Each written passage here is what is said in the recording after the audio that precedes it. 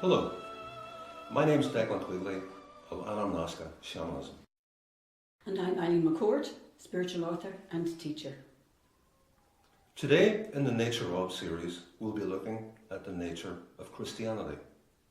For some, this may be a challenging topic, but we believe as spiritual seekers that we must have the truth and the facts must come out. Eileen, as a historian, what is the story of Christianity? There are two stories here, Declan. There is the story of Christianity, where it began, Christianity as we know it, what are the origins of it, where did that begin, and the story that Christianity adopted, where did that come from, where did that begin? So we have two stories here. And I'm going to start with the story that Christianity adopted for itself. That's where I'm going to start. And I'm going to confine this to very 5 precise and concise points. Point number 1. The ancient civilizations, thousands of years before the supposed life of Jesus, those ancient civilizations revered and honoured the sun. They called it the Son of God, S-U-N of God, because it was their God to them. It brought them light every morning. It brought them life, as in the crops. And in the winter, when the sun was perceived to die, the crops died with it. And when the sun was perceived to come back again in spring, the crops returned again. So they honoured and revered this sun, as well as the planets around which the sun revolved. And they gave them names.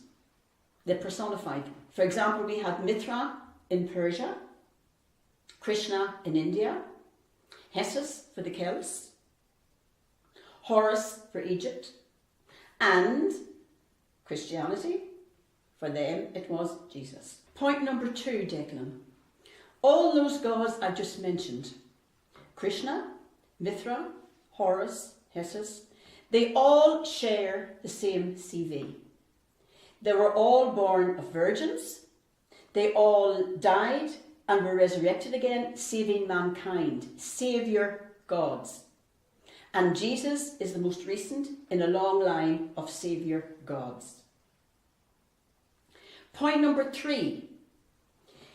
If all these civilizations, the ancient ones, who did not know each other and were not in contact with each other, if they all carried the same story, then there must have been a common origin or a common thinking behind that story. And yes, there was. And where is that origin? It's in the stars. The ancient people studied the stars, astronomy, astrology. The study of the stars for them made sense of the universe around them. For example, they knew when the Nile was going to flood, their irrigation was coming. They knew when to sow the seeds. They knew when to harvest the crop.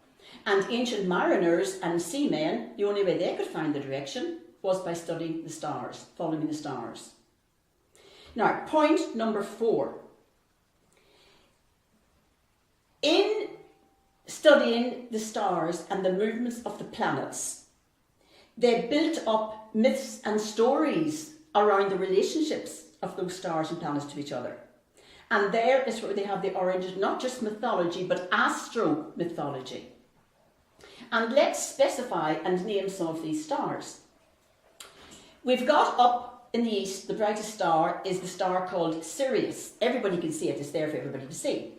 That is the star in the east. The east is where the Son of God rises, S-U-N. Up above that we have got the Orion belt. And in the Orion belt there are 3 specific bright stars, 1, 2 and 3 just placed next to each other. And those 3 stars in that Orion belt are called today the same name they were called in ancient times. And that name, Declan, is the 3 kings, or the Magi. There you have the story. The 3 kings going to visit Jesus, the Son of God, born in the east, and they follow the star to get there. We have another star system in the southern hemisphere, and that is called the Southern Cross. The sun rises and in the east, and it dies for 3 days. These stories were all built around the natural cycle of the earth. Spring, summer, autumn, winter. 21st of December is the shortest day. So that was seen as the day on which the sun died. That's the winter solstice. And the word solstice means sol, sun, stice, standing still. So the sun was perceived to stand still for 3 days from the 21st of December. And the area it was perceived to stand still in was the area of the Southern Cross constellation. So there's the story even further. The sun rose in the east, it died on the cross, and it rose again 3 days later. There's the story, the astro-mythological story that has trundled down through history for centuries after centuries after centuries, and was there thousands of years before Jesus was supposed to be here. How do you know all this, Eileen? Well, Declan, it's there for everybody to see. Number one, the stars can be seen. Those who study astronomy, it's there. The Orion Belt, Sirius, they're all there for everybody to see. And these nights are very bright, so it's very obvious these nights. How do I know all this? We have literature and we have historical documents to tell us all this.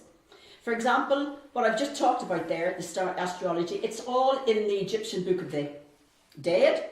It's all in the coffin scripts, it's all in the pyramid scripts, the Vedas and the Sanskrit writings. That's where we're getting all this information from. These ancient scripts, these ancient writings. So we're not making anything up. It's all there for everybody to read. Point number 5. I've just explained the origins of the story on which Christianity was based. Now I'm going to explain the origins of Christianity itself. And the origins of Christianity, well, where did they come from? The Romans invented Christianity. The Romans, under the Flavian dynasty, 69 to 96 Common Era. That's when Christianity began. And when were the Gospels written?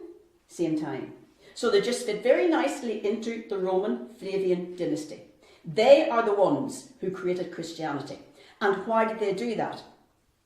As a form of propaganda, Roman propaganda, against the Jewish troublesome peoples in the Jewish territories, Judea, etc., that the Romans occupied and who were rebelling and causing a lot of trouble.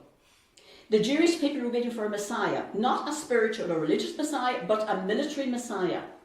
And there was rebellion after rebellion after rebellion.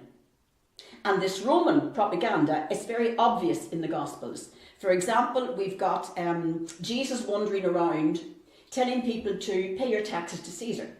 Is that not Roman propaganda?